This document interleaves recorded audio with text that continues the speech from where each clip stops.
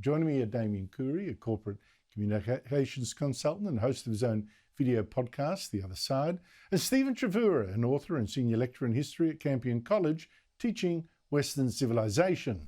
And since this is a question of civilization, Stephen, to you first, 6 premiers, 6 refusals to be at the King's reception in Canberra. Does it matter that they're so disloyal?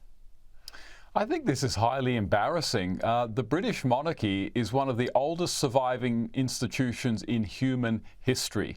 With all the changes, all the destruction that has taken place in human history, this monarchy, this institution has survived all of it.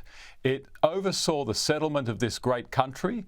It oversaw our transition to becoming a democracy decades before Britain became a democracy. It happily allowed us to become independent at federation. Since the 1950s, monarchs have visited Australia on many, many occasions. King Charles himself has a personal history with Australia, coming here in 1966 as a 17-year-old to school.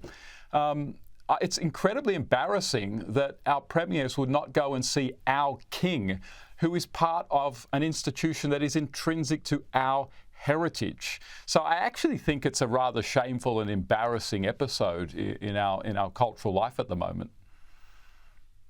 Damien Coorey, I'd go a bit further and say, we need premiers to show respect to the traditions and the institutions that they were elected under, and show that their word matters. Disrespect for institutions is what is unfortunately too common at the moment. It is, Andrew, and it's not just disrespect for institutions, it's disrespect for us. It's disrespect for the Australian people, because whether you're a Republican or you're a monarchist, at the moment in Australia, the king is the king. The king is the head of state.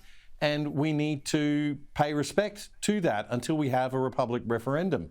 Once again, we see premiers, specifically from the left, taking it upon themselves to decide what they're going to do.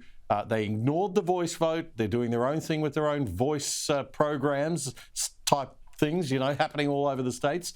And now we're seeing this absolute disregard for the will of the people once again. It's a snub, but it's a snub to us. It's the great disconnect and the great disrespect of the Australian people.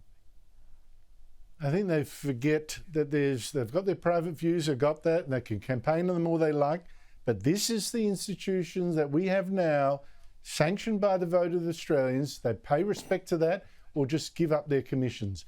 To the Queensland election, one of the most desperate election bribes I've ever seen from struggling Premier Steven Miles. Here it is. Labor will create a universal school lunch program in our state primary schools.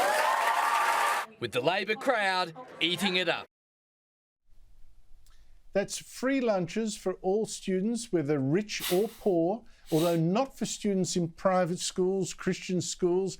And when Miles says these lunches are free, that's actually a lie, because taxpayers are going to have to pay $1.4 billion over 4 years to feed other people's children. Is this a good idea, Stephen? No, it's a terrible idea. And what business does the Queensland state government have feeding any parent's kids? If I was a parent in Queensland, I'd feel kind of insulted that the government is almost assuming that I can't feed or don't want to feed my own children. As though Queensland is a third world state where children are desperate for government heroes to come in on food trucks distributing food to people. And maybe Queensland will become a third world state because its debt, estimates say that its debt is heading towards nearly $200 billion over the next 4 years. But this is just a cynical attempt to get Queenslanders hooked on more government handouts. I don't think it's going to work. What do you make of this? This whole ridiculous idea that the government should step in and do the parenting for others. Damien, what do you make of it?